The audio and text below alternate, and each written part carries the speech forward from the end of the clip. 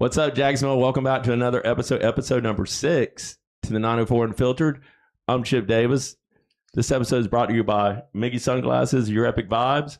I got my co-host Bob Morris, and we have our special guest tonight, Mr. Wade Hastings.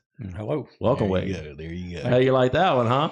I like it. Let me see if I can. Oh, I can pull it up. Oh, there. Yeah, Let's get rid of the hat. There's been a lot of anticipation out there for this one. Yep, there we go. Perfect. We're back. Sorry about that. Yeah, there really has been a lot. I mean, Bob and I talked about it when we were like trying to figure out what guests we were going to have on, and of course, one of the first ones was Eddie Kabler, and then we went to figuring out who else, and the first person most people talked about was Wade Hastings. Wade's name came up, your name came up, Wade, immediately, and Bob was talking to some of the guys in the club and all that, and just looking by the comments on the posts on the Facebook page and all that. You're pretty well liked guy in the city, man. That's a good thing to do. There's a lot of people that get down on people that are doing good or successful, and all that. Kind of blend the good with the bad, and you've always kind of kept it even keeled. Yeah, I'm not too cocky, Dad told me a long time ago, show them, don't tell them. So if you're good at something, just show how good you are. Don't tell them. He never liked all that juking and jiving. He was referee, and he could not stay. He did high school football, and when all those guys are doing the look at me thing, it just drove him crazy. But he was really old school, so even older than me. Yeah, Bob, you're kind of like a low key kind of guy too. I mean, you love to win though. I mean, both of you guys love to win. Everybody loves to win, but it's like I said, it's how you win. But Bob's always like, gotcha. Only with a couple of people, AJ Hunter. We've kind of got a little rivalry, just fun and games. Scott O'Brien. Yeah, well, Scott, he's always him and Wade, and me and Wade a lot closer than me and Scott. But Wade always like it just drives him, it drives Scott nuts when you get us even by an ounce. And it always made him happy when he beat you by an ounce. Yeah. So. And more likely, y'all beat me than I beat you. But I'm not sure. Right now, official results on my spreadsheet are me and Wade are tied for first in the FLA for the year after last weekend, which is wow. That's good news. That's pretty intense. So I got the first tied for first. Yeah, and we're both kind of in the same boat, sort of partner switching and fishing some solo stuff, but it was quite a weekend of sort of tough fishing. Yeah. No, the weights look good. I mean, you said you got 9th place, Wade? I got 9th, yes. Yeah. I should have done better, man. I messed up. I thought that west wind was going to mess up my redfish spot. Turns out it didn't. That's where a couple of buddies of mine caught their redfish, and I changed my plan. I had my plan set, and then I changed it because of the wind, and that was a dumb move. I could have upgraded by 3 pounds easy, which would have put me right up there with Bob. So, well, Bob you had an oversized red because right off the bat you had what, a 22-inch trout and an 18.5-inch trout. Well, I had like a 19 and a half and an 18 and a half. I had the 2 good trout, but right. I was texting you all day just to keep you in the game, and it was pretty rough. I mean, I started with a flurry, and then after the first spot, went red fishing, and I struggled red fishing in Jacksonville. Did you get those reds on high water? No, that I had to wait till the water got out and ran up north and fished the ditch. Yeah. Wow.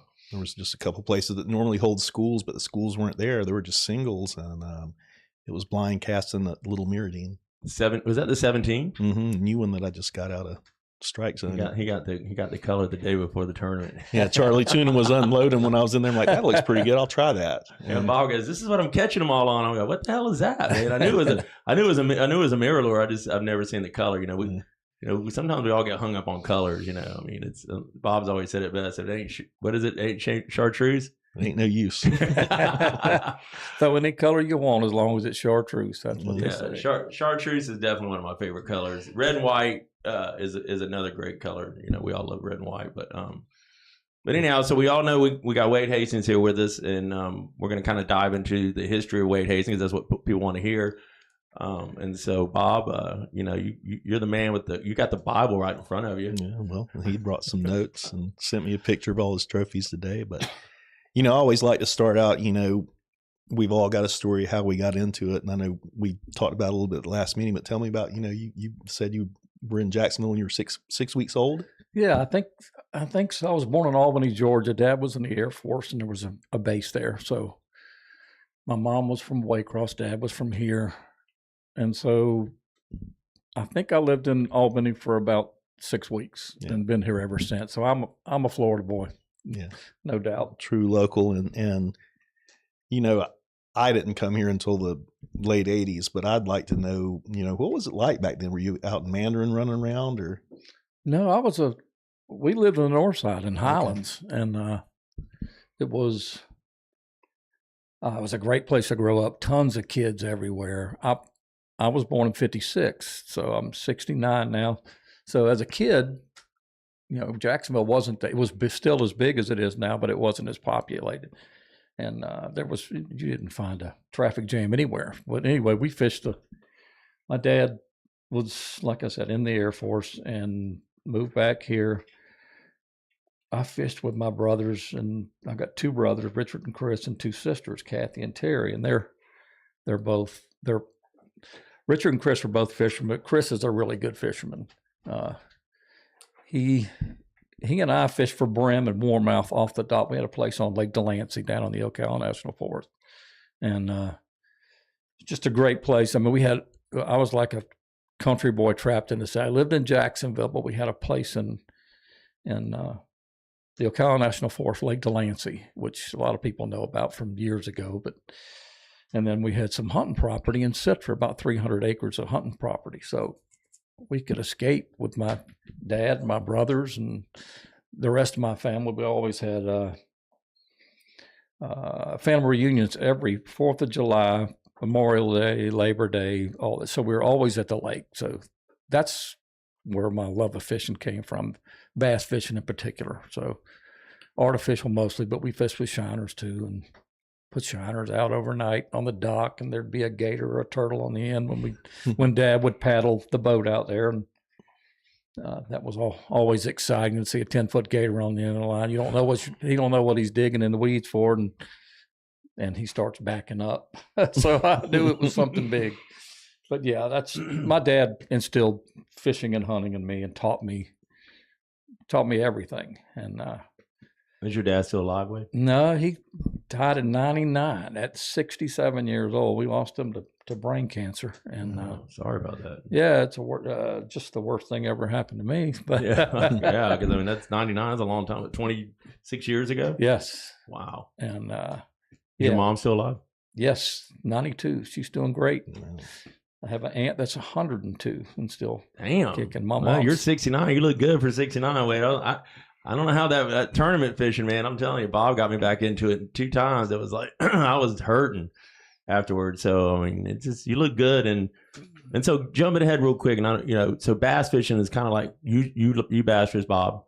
I bass fished with Mike Phillips, but we did a little bit of artificial, but a lot of shiner fishing. Yeah. And then we kind of we took all of our knowledge from bass fishing, and then we kind of just went into inshore, and I jumped in the inshore scene in Jacksonville about 90, 91. Mm-hmm. And that's when Chris Holman was fishing with his father in the bass boat, always had his dog in there. And it was, there was just Rick Dacker was there, and you and Tim were in the Trek Safari. Yeah. And Safari boat. Just before that, I was working with Randy Padgett at a manufacturing plant here in town. And he was talking about fishing for trout off the bridges. So we float rigged off the bridges. He showed me the ropes on that, which really got me hooked on trout because they're saltwater bass. They both school. The big fish like to be by themselves. They're solo kind of. The big trout do. And until I got a boat, I didn't do much red fishing. But trout fishing off the bridges, oh my God, Randy probably got divorced over it. I should have been.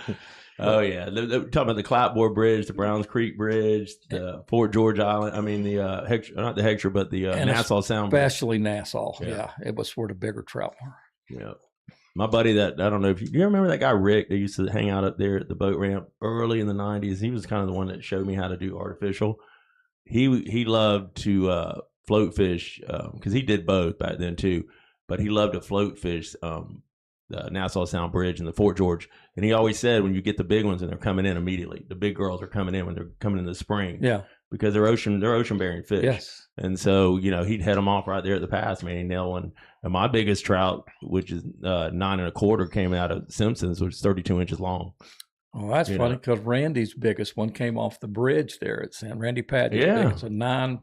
I had pictures. I should have brought them. Doesn't make any difference. 9. It was right at 10 pounds. He caught on a float rig on a low tide right off the bridge there. Yeah, I bet there's been so many 10-pounders caught off the bridges we don't know about. Yeah, a bunch. So anyhow, so you progressed from bass fishing and then you jumped into, because I think we met in maybe 95, 96. Probably so. The late 90s, because Randy and I knew Randy, met him in the late 80s and early 90s. So we didn't, I guess my brother introduced me to Tim Cutting, and Tim introduced me to that lip diver. And man, that's my go-to bait. He was a bomber guy. And we threw jigs and all for redfish, and paddle tails, but we threw lip divers for bombers. And he introduced me to we both kind of got into the suspending baits around that time. That's like I love those suspending baits. What is your favorite suspending bait, Wade? Well, it was that the bomber, they quit making this particular one.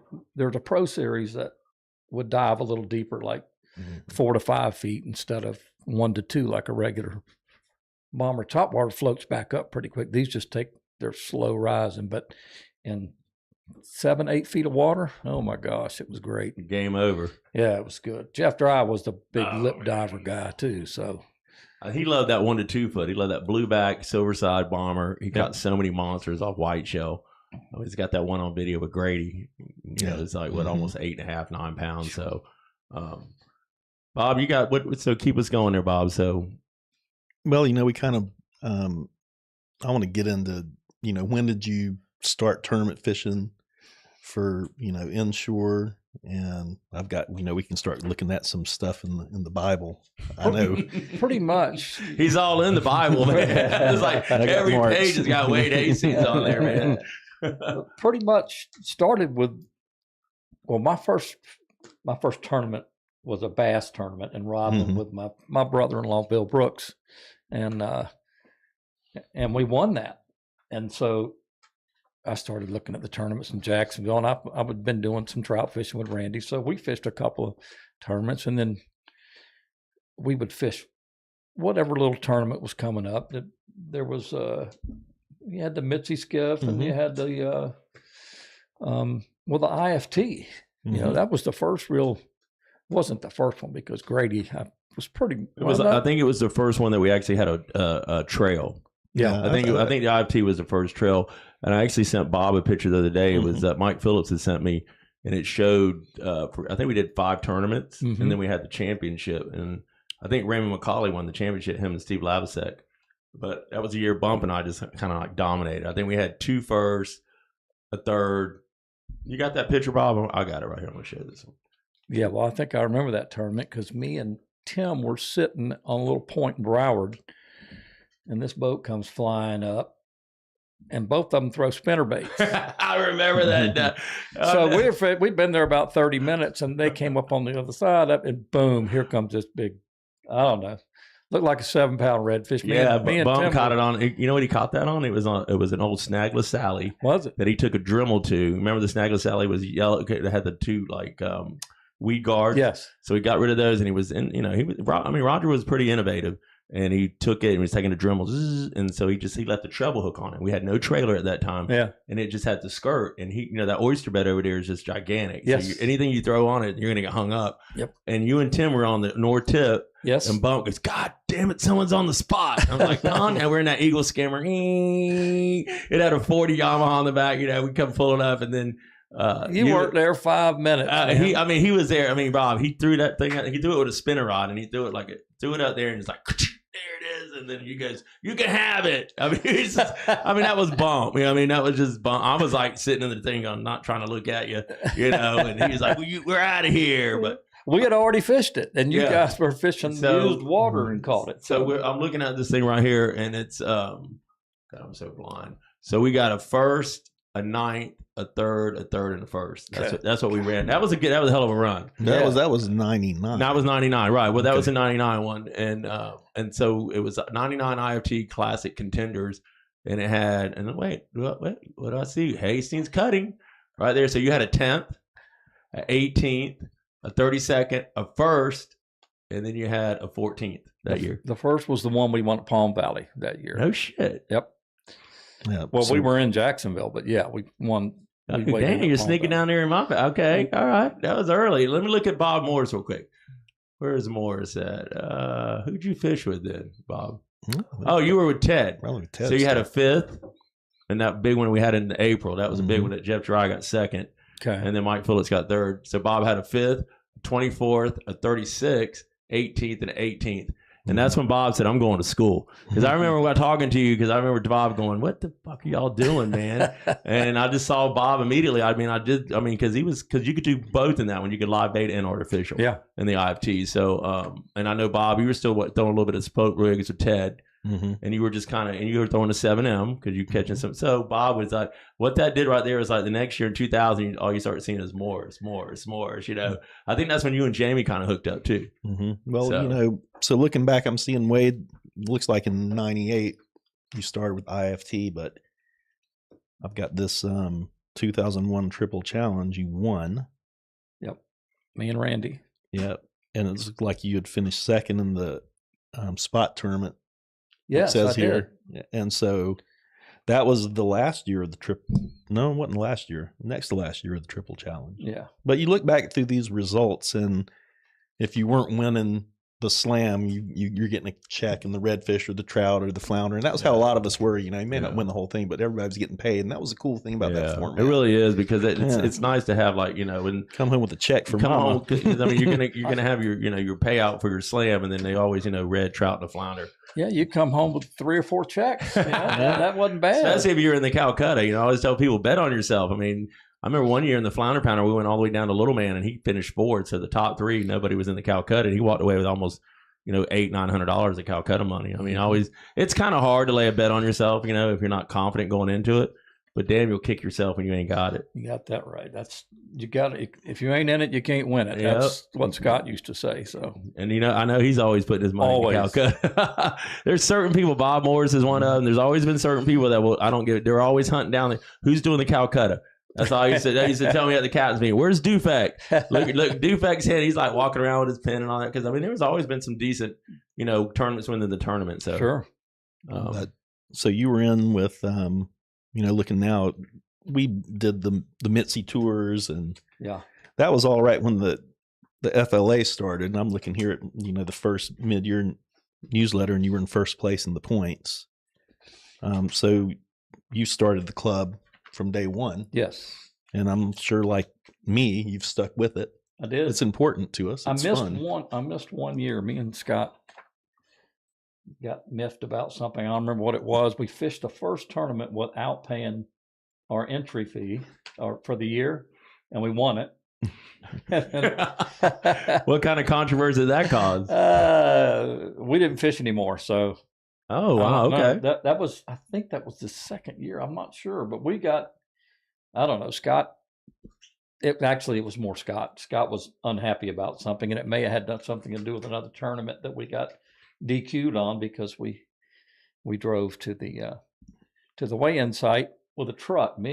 Oh, that was that. Was that the Ricks? That was the Ricks. Yeah, Ricks. Because that squall line came in. I remember that. And me and Wingo ran through it. And honest to God, the rods were humming because we were about to get struck by lightning. Bad. Mike Phillips and I were coming up the intercoastal right there at Wonderwood, and my hair, you could hear it. There was so much electricity. That was that same one. We were probably running. And I think you guys were hiding under the bridge, maybe at Clapboard or something. It was like y'all called and Rick said y'all could. We were at Sisters, and we get there, and Carl had called. Right. Carl Hardy. Yeah, Carl Hardy. Do you ever hear from Carl? Is he still alive?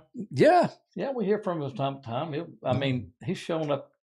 Well, he's shown up to a couple of funerals I've been to lately. So.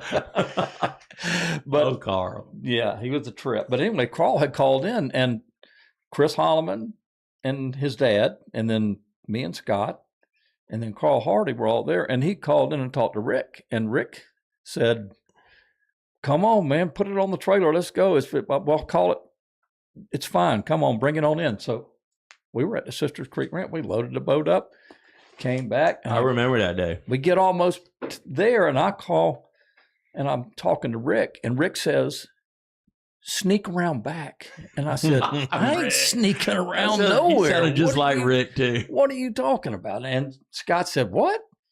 So we get there. That's the day that Carl Hardy threw his bag of fish out on the.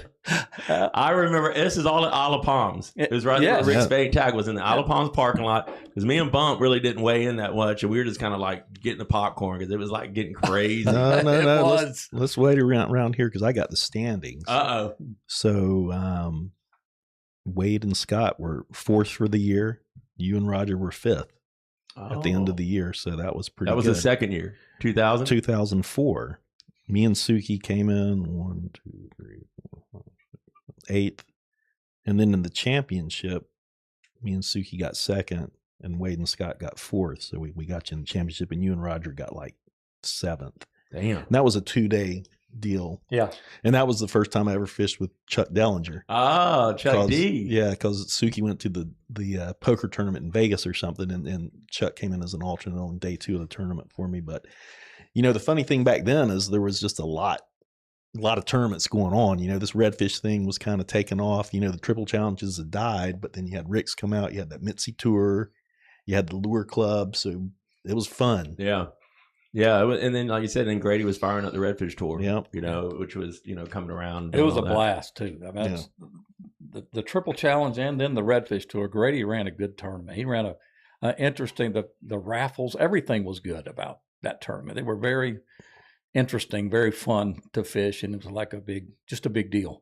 Shit, I think the first one he ever had 287 boats or something. That was the one that Frank Gregg won because Ray Thomas did the trophy, and I was like, I want that trophy. Raymond McCauley and I got 4th. Yeah. But I just remember it was like, this is incredible because it was at Beach Marine. It was in the grassy area, which is now all, you know, paved and everything. But yeah, that was, I mean, we talked to Grady. It was a big inspiration in what I've created with the flounder pounder and everything. And so, yeah, kudos to Grady. But, you know, Wade, tell us, you know, because now we've all kind of been back there in the early 2000s. And then you kind of went on a run of winning some big money tournaments there for a while. And you know, I'm sure that the experience transitioned over. But tell me some about this big wins you had. Well, the biggest one, I mean, I've had some 3rd place finishes in some of Grady's redfish tournaments, and then we traveled. Me and Scott traveled for like 2 years fishing the IFAs, going everywhere from, I fished up in Darien, Georgia, and then all the way to Louisiana. And then with Scott, we fished Orange Beach, Alabama, and all over the place. But we never won any big tournament. We hit a 3rd here and a 7th there and all that. But when Scott and I fished the St. Augustine, oh boy, Oberto redfish. Yeah, that was it. And we had a good weight the first day, good weight the second day, and it was a 3-day thing. If you were in the top 5 on the 3rd day, and we were fishing against some people. I don't know if Watts was in that or not. Oh yeah, they were all in that. When it was Roland Martin was there. Yeah, yeah, I remember. Yeah, we fished with Roland. He was in our spot. Did you guys win? Did you win $40,000? Yeah, we did. It was so cool because I mean we fished our rear ends off, and Scott's unbelievable. On the way back on that last day on Sunday, Mike Hayes was driving the chase boat, the camera boat, and they pulled off. They weren't, but we never would have made it back if it wasn't for Scott and Scott's driving. He drove. Was that when he was running the action craft? Yeah, his blue action craft. That thing was. It wasn't that it was so fast. He would run it through anything, though. I mean, he beat that thing up. He beat the floor out of that thing, and ended up having to have it worked on. But that boat at that time, that was a premier boat, a carbon Kevlar action craft. I love me some action crafts, man. I mean, I fished a few of them. I mean, Roger had the 1710 carbon fiber. Yeah, same one. Different color, but the same one. Yeah. Good boats. We had it wrapped with a Trek Safaris wrap. We looked like we knew what we were doing. You have your shirts. I had our shirts. Remember, we used to always go to the captain's meet. You're like, look for the guys with the shirt. Everybody's sponsored. We were team no shirts at the time at Trek Safaris. I hadn't been back to see my buddy Milton Hanbury in a while, and we weren't sponsored anymore. That right there. That's an old one. That's an old one right there. There's an old camo. Well, to tell you how old this is Tim and I. Tim and I had bought these shirts. Of course, we bought them. Nobody was paying for our shirts. We just wanted to look like we were somebody.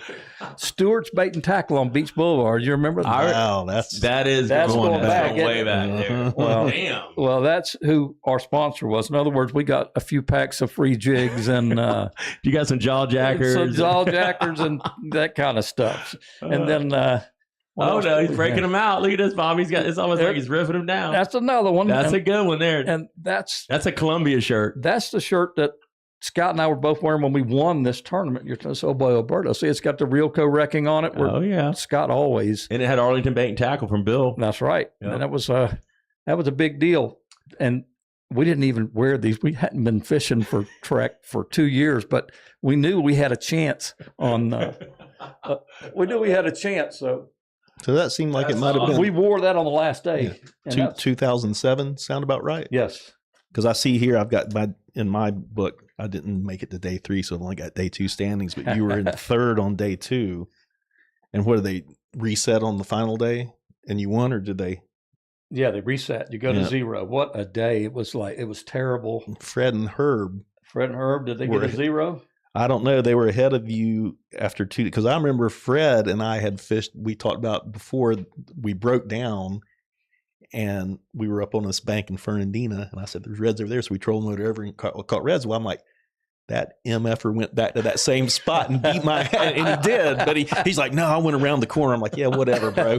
How come you were sitting there when we run by?" But you know, that was. You know, so who was in the top 5? You got the top 5 for the finals on that one? Yeah, I mean, I don't know this.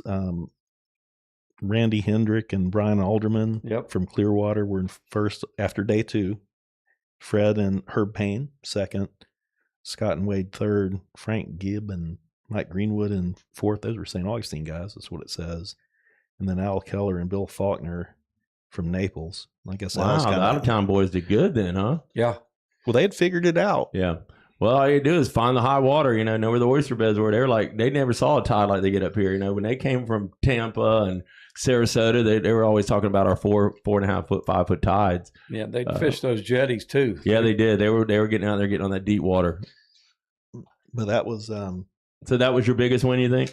That was our biggest one, without a doubt. That 40,000. It was a Memorial Day, is what it was, and all of my family. Like I said, we have a family reunion every year down at the lake.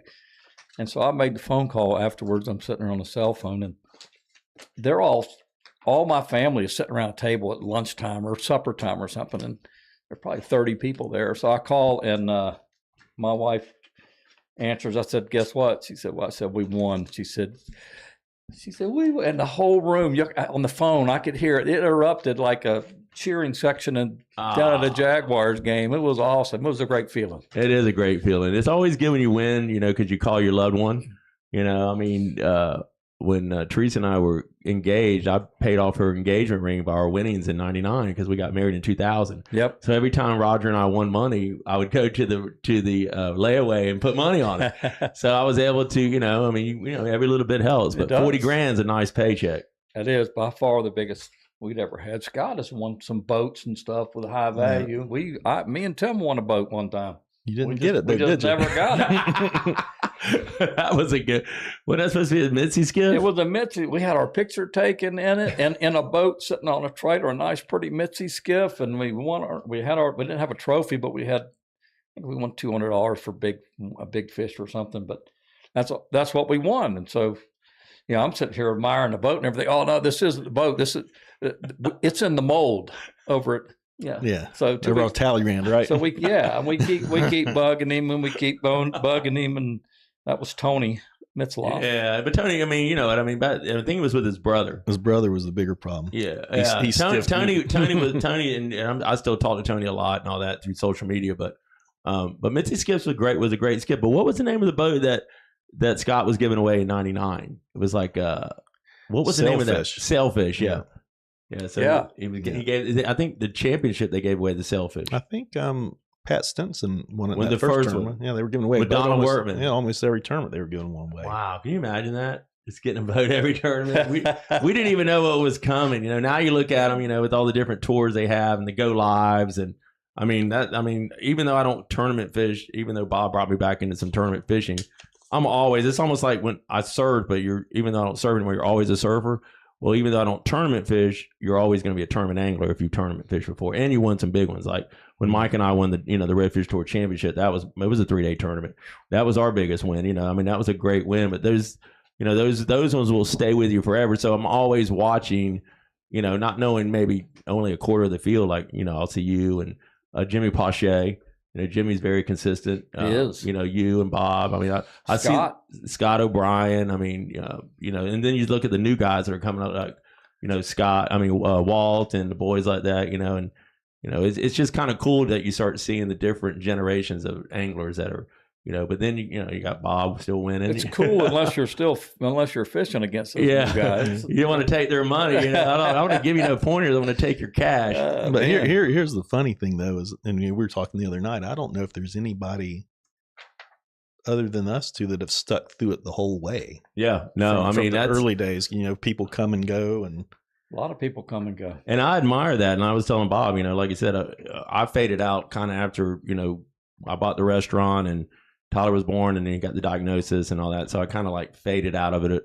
And then, but the first tournament I fished after that was when Eddie Kabler and I fished the, what was it? The one that was in the fall. What was it called? The Creek Wars. Creek Wars. And we got third place in the Slam. And that was my first tournament I fished in a long time. And Eddie didn't want to weigh in because it was like, it was a struggle. We were fishing out of his Kona skiff, but we were all the way up by Crowley Dock and all that. And I said, we're making the run, dude. If we struggled, knowing my history, everybody kind of struggled. We had the win, but we popped out the flounder and he was throwing 2-pound tests. I'm like, what the hell are you doing? We had one in Broward. It was about 4-pound, 5-pound flounder, but he was, Eddie was at the time. Now he was trout fishing still. Is that what he was? No, we were flounder fishing, but 2-pound test. Well, no, maybe 4. I mean, it was very light line, and I looked at him and I said, "What are you doing, man?" So, and looking at that, and that was one of the ones, and that I didn't fish in them, but you guys, and like I said, especially in the FLA. Which is amazing. How many years are you into it now with the FLA? How many years they've been going? Since 04, it looks like. But coming to it, one of my questions. We've been doing this 25 years. Why are you still doing it? I mean, is it just the joy of the competition, or? I love the competition. I love fishing, and me and Scott, we were fishing Wednesday nighters when daylight savings comes around, even. Before a club tournament or something, we'd be fishing those and winning a few of them, and they got pretty. They're getting bigger and bigger. I mean, they've done a really good job with those Wednesday nighters. Some $1,200 and $1,500 pots, almost $1,200 pots. I've never won my $750, something like that, but that's good for. That's a nice payday. 2.5 hours work. That was my ATM for a while.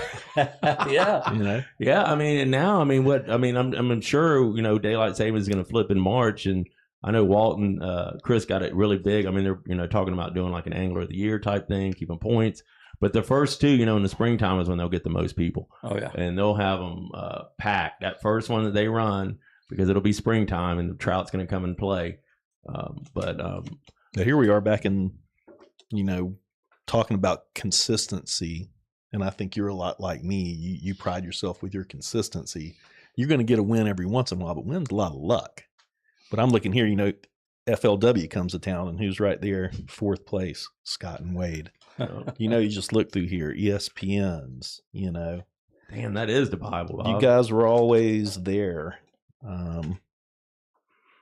Me and Terry Sturgeon did pretty good, too. Me and Terry fished in the club for about 4 years, and we finally ended up with a team of the year. Mm-hmm. Scott and I got a team of the year. Yep. I've never... me and Terry, we had so much. We won like the last 3 tournaments of that 1 year and just kind of dominated. That's like the most dominant. Scott and I, we barely slipped through and won that one championship. But, man, that's. How many Anglers of the Year do you have, Bob?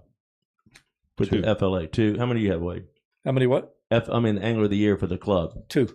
Oh, wow. So you guys are kind of in first tie right now. So like the plot thickens. How many tournaments are left? Too many. It's always a stumble. But anyhow, I think that's pretty cool. Yeah, here we go. Talking about long time. Here we go, 2010. The HT tour. That was a pretty fun one. That was the year it was so cold that the redfish were burying down in the mud, and they all had these gnarly sores on them. And here in first place, Wade and Scott. Second place, Bob and Jamie. So one another time that you beat us, but that was a weird series. What year was that? They You got the date on that, Bob? What year was that? 2010. 2010. Okay. Well, there was 3 tournaments that they put on. They put on a introduced HT head turners, introduced themselves. Malone, was that? Yeah, Pat Malone. Pat Malone, and he did an introductory tournament. You come in and get familiar with how we do things. And so we went, and Scott won, and I won the introductory tournament. And then they had the Open, and the Open was we won it too. And then they had, this was all in like a 3-month period. And the reason I know that is that we were on one school of redfish, and there was so many fish. There was hundreds and hundreds of fish in this school. Oh yeah, that was crazy. I heard the stories of that. It was, we come off a plane, and before I could even get my rod out of the rod holder, Scott's on the front with a troll motor down, hooked up with a redfish. So for the next 30 minutes, it was nothing but me unhooking and weighing and measuring Scott's redfish. 30 minutes, I didn't even get a line in the water. That's how quick he had that first cast. And once he had the first cast, I had to net the fish. I had to measure the fish while he's casting again. Again, he's hooked up again. I'm measuring. Like, God dang it, Scott. Yeah, I know it's a tournament. And that's what he'd say. Hey, it don't matter who's catching them. That's it. Hey, when it's a team, hey, the net man is just as important as the guy catching, because that's another thing. I watch some of these guys netting fish. I'm like, why do they put the net in the water, man? I'm like, especially like with a big flounder. And I mean, that's something that we need to talk about too. No, well, we've talked, there again, but I remember there was a time when we were talking about the other night there was a trout tournament, and you had Scott on the back of the boat playing that man. And he let you, he even says it. He was on the bite. Yeah. He doesn't throw a lip diver, and they were hitting that. It was a suspending bite bait. That longer. Yeah. Longer suspending. Tony Bozzella loves that bite bait. Man, I threw it up current, and I would rip it down hard about, get it down to about 4 or 5 feet, and then the current would just bring it, and I'd just reel the slack, and I'd see twitch, and there I'd set the hook, and then we were kicking 4 and 5 pounders off the boat, because you could only have one. Yeah, and so we couldn't. It was getting tough, hard to catch fish up to. They were all over. Scott was throwing jigs, and he got hung up 2 times, and he said to hell, all he did was measure and net. Yeah. It was a good one. That's nice to get back at him like that instead of the opposite. Yeah. Well, yeah, we will talk now about, let's talk about some big fish. Yeah, that was, yeah. I mean, you hold unofficially 2 club records for trout and flounder, and probably one of the worst days of my fishing life was having to DQ you that day, but let's talk about that. Tell us about that monster. You were on a solo mission that day, I believe. I was. Scott was, I don't know if he was fishing a tournament somewhere or what, but normally he would be there. But we set a game plan up. We're going to go to the first thing I was going to do was run to the dry dock. I get in there, and Stephen and Katie were in the dry dock. They actually won the tournament at the dry dock. So I went and fished. After that, Randy had told me that they were on a big bite with flounder down there, some good fish. So, and he worked right there, so he was watching people catching fish. So anyway, I went and ran. I never caught a flounder all day in all of mine and Scott's normal spots. And I went back, I don't know, it might have been 12 or so. And I just flipped a little jig in there up underneath a barge that was tied off there at the dry dock. And it was just a little tap, but then when I set the hook, nothing moved. I felt like a boot. It wouldn't move. And then when it finally did, it swam straight for those oyster laden rails. The rails that are terrible. There were the dock pilings there at the dry dock. Anyway, we ended up. He did it twice. He came back. All the guys are gathering around on the dock. I finally get him up. Now I got to net this huge fish. I don't know how big. I just know it's huge with this cheap little net. that's not big enough. And the first time I tried to net him, I'm holding him up. He's right there. I can't really even tell how big he is. I try to get him in there, and he won't fit in the net. I had to turn the net so that, the oval part of the net, it was about 2 inches bigger. And when I did that, I got in there and I picked it. I was like, oh my God, put it in the boat, and it's flopping around, and everybody on the dock is screaming and yelling. And it was a really good time. Anyway, I'd already caught a couple little flounder, and they were in the live well. I ran all the way back, but I stopped at Beach Boulevard and got gas because we had come from St. Augustine from Bolano and went, and I fished there, and I'd run all over. I was never going to make it back on gas, and I knew it, but I never had any idea that you couldn't fill up with gas. Pulled in. It was never really discussed. No, it wasn't. It was in the bylaws. Yeah. But it wasn't. I never read all the bylaws. I mean, we went fishing, man. We didn't read no bylaws. I bet you do now. I do now. Did somebody see you, or did you go out there and tell them? No, what happened? I did. Jim Sutton with the Times Union did an article. Came to see me. We did an article. I told him exactly what I did. I told him, when I got through, I ran, got gas. I told JD and JD and Randy were sitting right there, and I said, it bottomed out my 15-pound boga grip. So I knew it was big, but I didn't know how big it was. So right now, I told them, they saw how excited I was. I don't know, I was elated. But I said, I got to get gas and I'm gone. So I took off, went and got gas, got back with plenty of time. And nothing was ever said. I won, got the Calcutta, big day. Everybody was happy. And what did it weigh? 16? 16.16. Wow. 16-pound flounder, man. Woo. 32 inches long, 16 inches wide, but it was 5 inches thick. Yeah. 5 inches thick. That's an amazing fish. I had a Strike Zone shirt on that day, a yellow Strike Zone. So I get a call, and Dave says, hey, wait, can you get me the dimensions of your fish? I said, sure. So I had measured it. So I told him what they were. And he said, well, would you mind if I had 2 flounder mounted? I said, one for you and one for the shop. I said, no, I wouldn't mind it. So anyway, Dave did that. I didn't know that story. Anyway, I ended up calling Bob. I talked to JD first and asked him what the proper thing to do was, because I actually had a couple of board members call me, and they let me know that I wasn't supposed to buy gas, but they didn't want me to say anything because they didn't want that 16-pound flounder going away. I never told anybody that, the board members. There's one in particular, and I said, man, you're crazy. I ain't no way I'm not telling.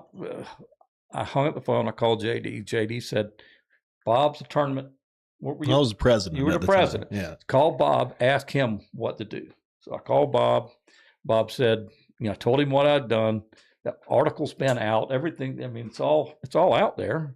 I wasn't hiding anything. So Bob said, well, you can, what'd you say, pull your fish. You can disqualify. It wasn't really disqualify yourself. It was, you can pull your catch. You can, anyway.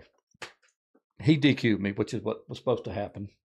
And I had to give my money back, man. You had to refund the money? I already spent that $660 or whatever it was. I had to give it to Katie and Steven. Oh, wow. Well, that was a rough one. It was. But the thing is, the integrity of the club.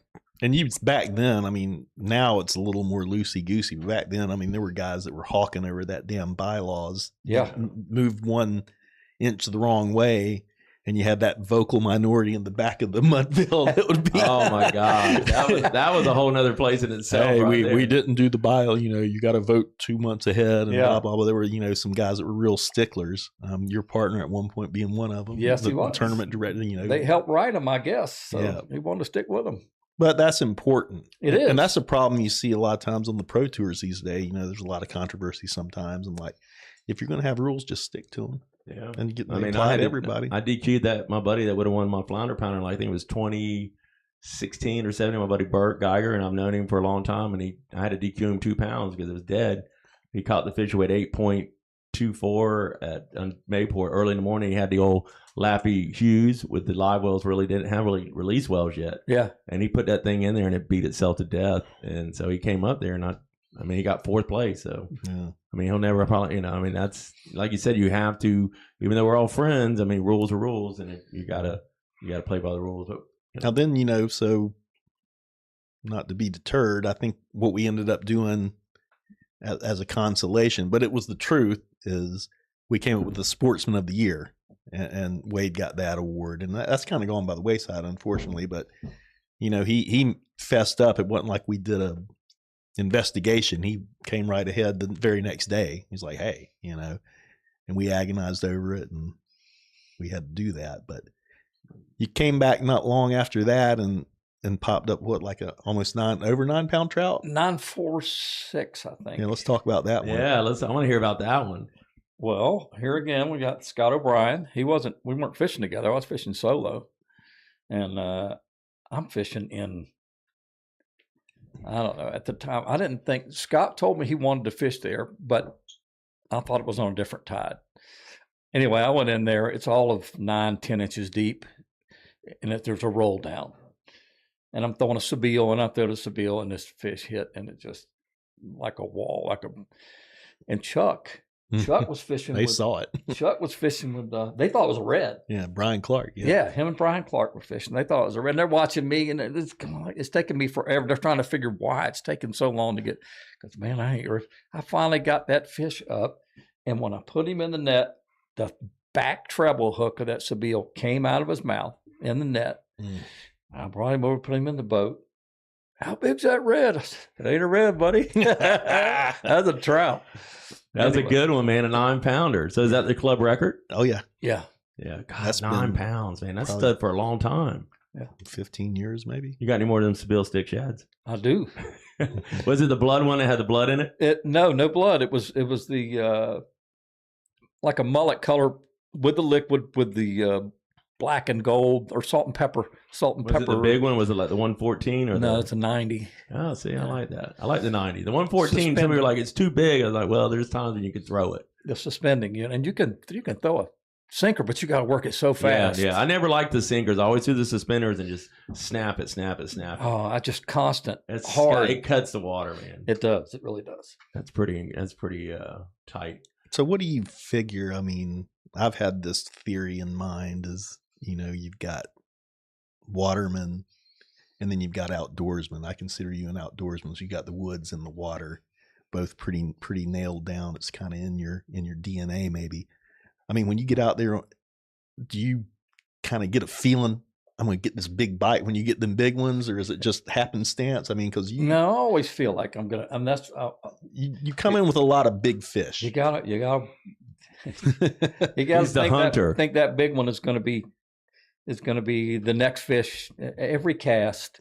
I mean, it's not every cast, because you can't keep that up the whole time. But when you first hit to a spot and you get there and you're working it right, the bait's right, everything's good. You feel like you're going to catch that big fish, and every now and then it works out. Same way with deer.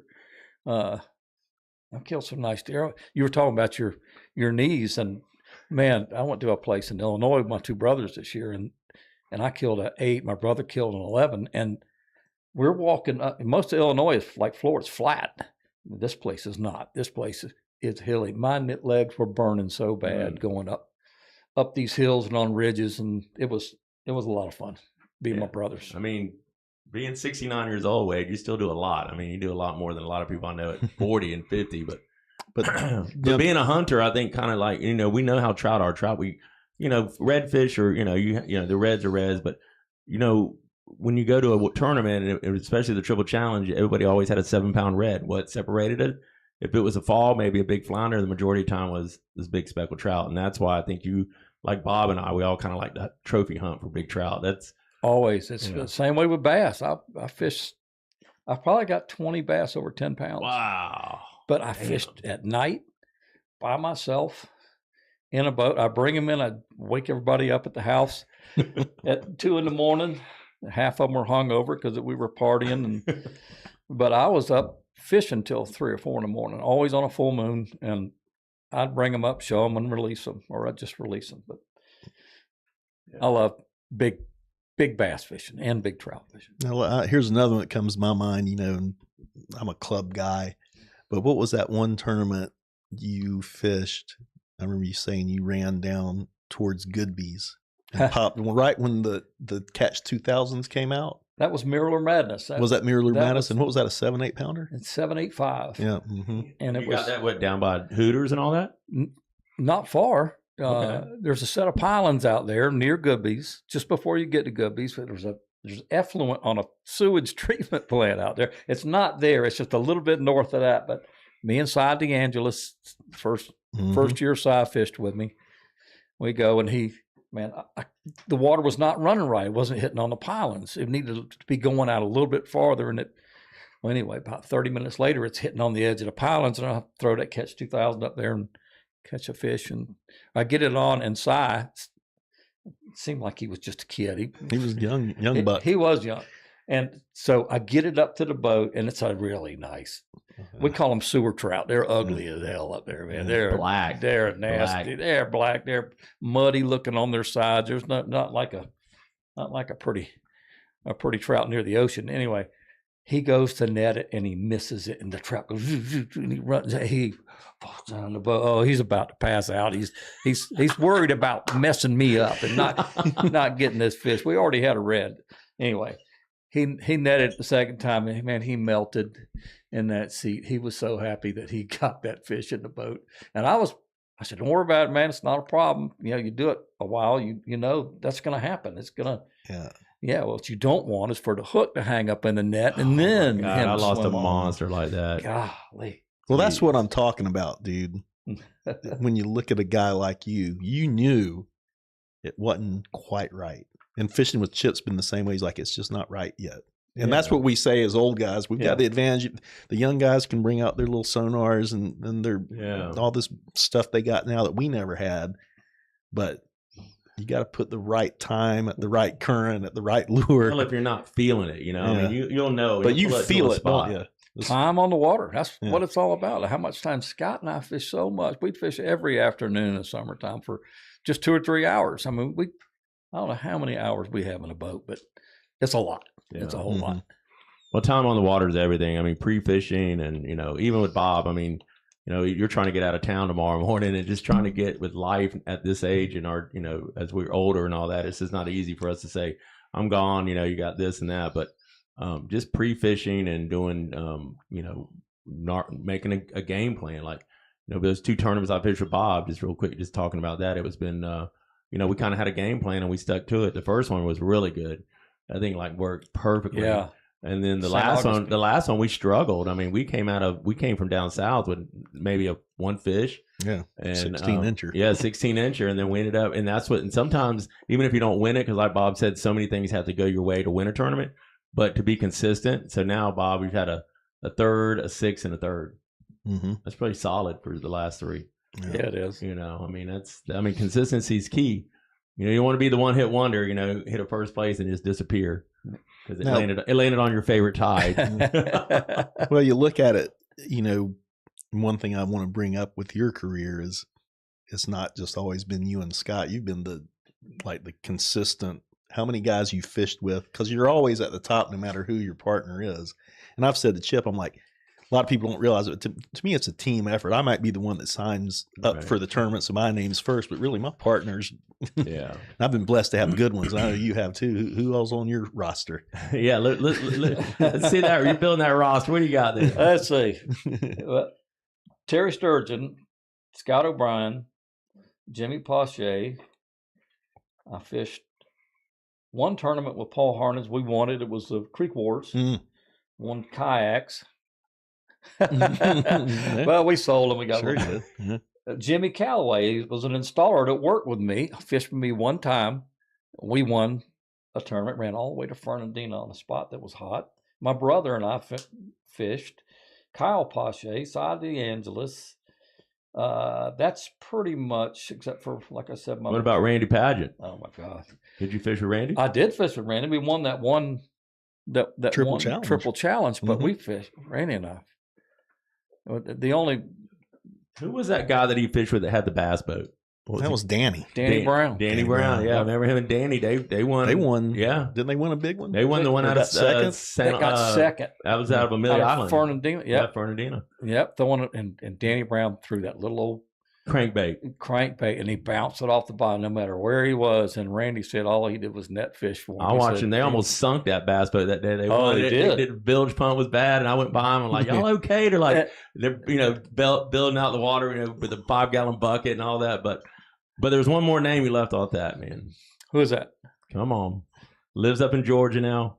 What, Rick? No, one of the best guides out there in Georgia. Oh, Tim Cutting. There you go. I left Tim off. He said Tim. You Right, didn't say first, Tim. I think. Well, we talked about Did you say Tim. Tim? You didn't say Tim on there. We did talk about it earlier, but Tim Cutting is an awesome fisherman. He goes up to Georgia, learns that place when I didn't think. The water up there is ugly. I don't know how he does it. He's so consistent, man.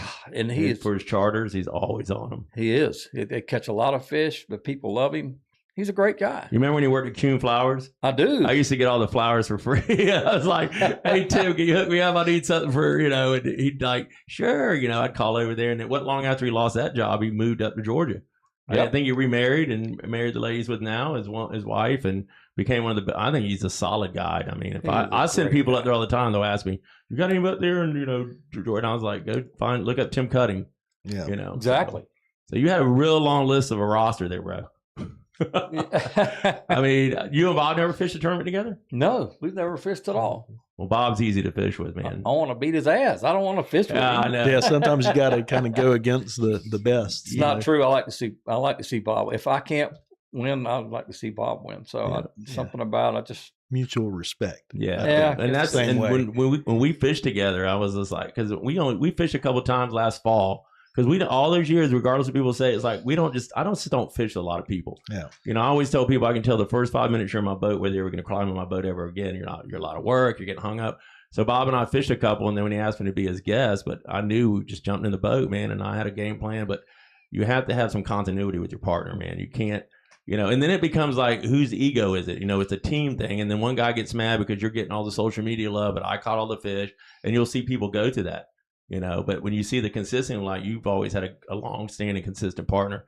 Bob, you and Jamie have always fished together, or Suki. I mean, you don't see guys that have done so long just, hop into different partners. You got to have the right temperament. You got to have the right temperament and the right person that kind of. You got to have the right temperament to fish with Scott. I can tell you that. Oh, I heard about that. I never had the chance to get in the boat with him, but not in a good thing. I'm just like. Awesome. He's just super anal, and he's super too loud.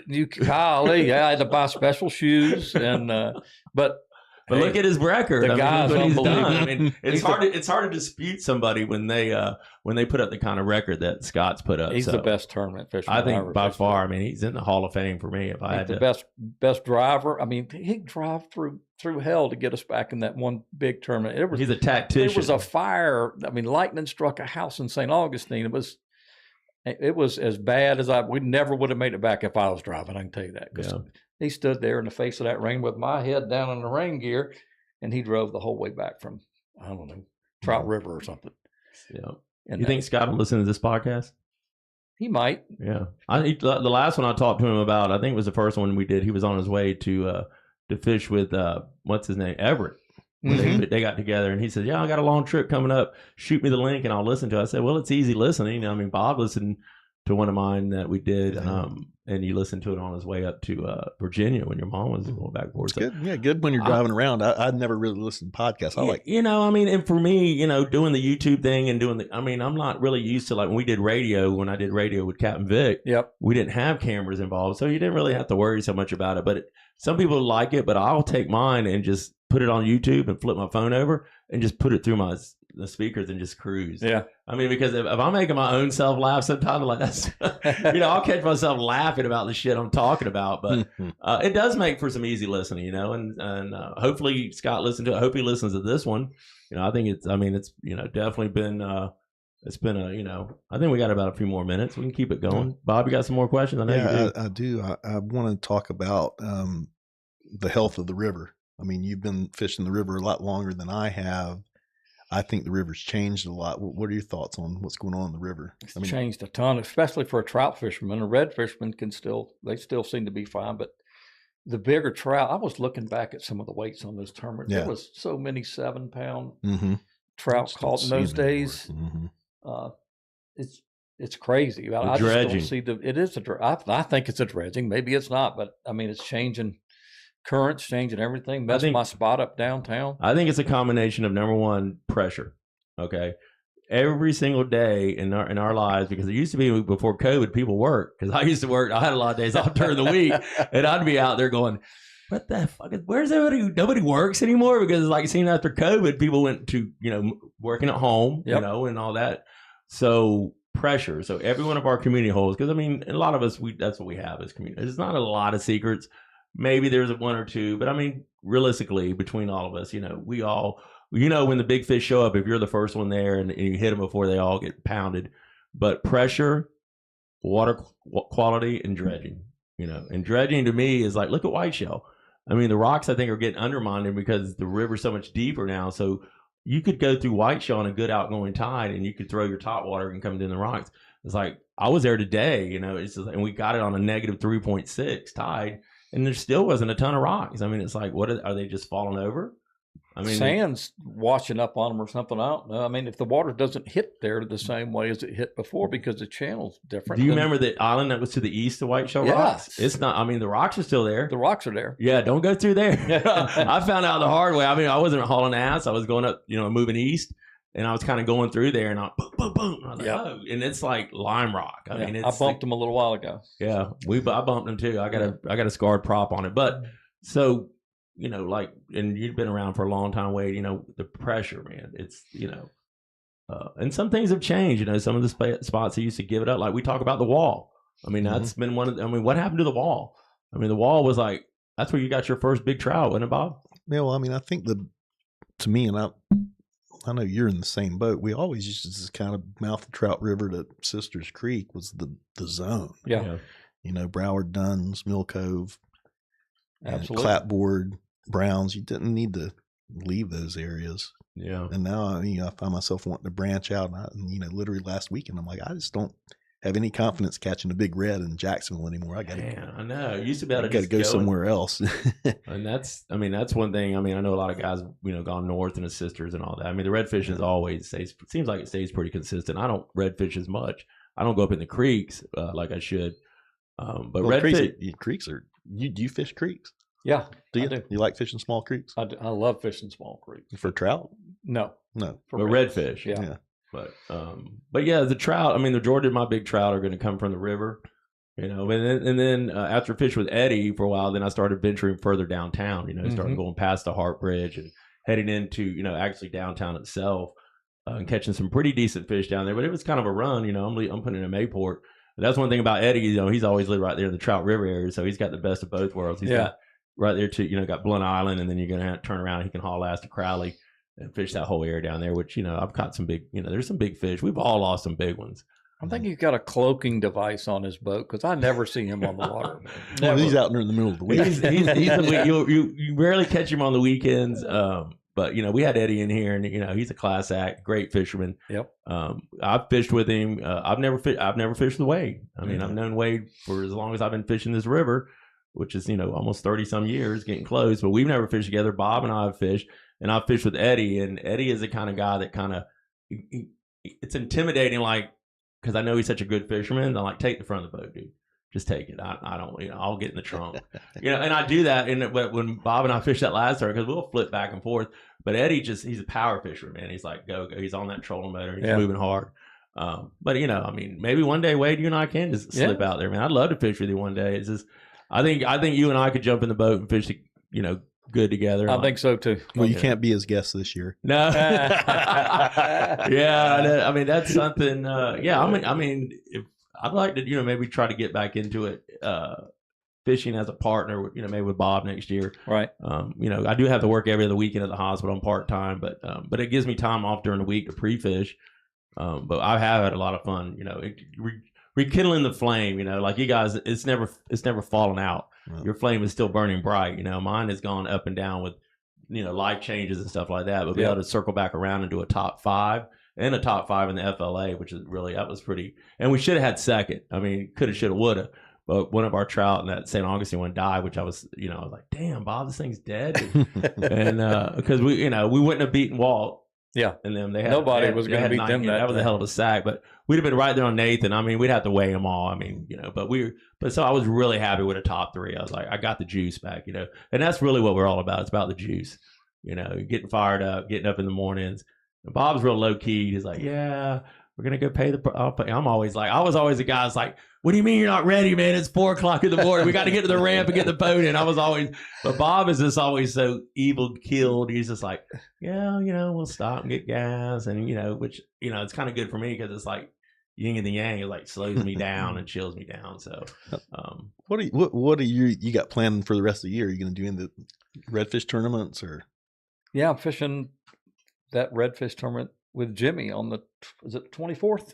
Yeah, yep. We're going to have Bill Pittman in here the 20th. We're going to have Bill in. So that's the power pole. His partner, his son Kyle, has a wedding to go to or something. Okay. So he called me up and asked if I could. Oh, that's a mean team right there, man. I'm predicting top 5. I mean, winning a tournament of that magnitude and that big, everything's got to fall. The domino's got to fall perfect, They do. But sometimes, like you said, consistency. But Jimmy Pache is really good, Very. He's an animal. Yep. He's a good guy.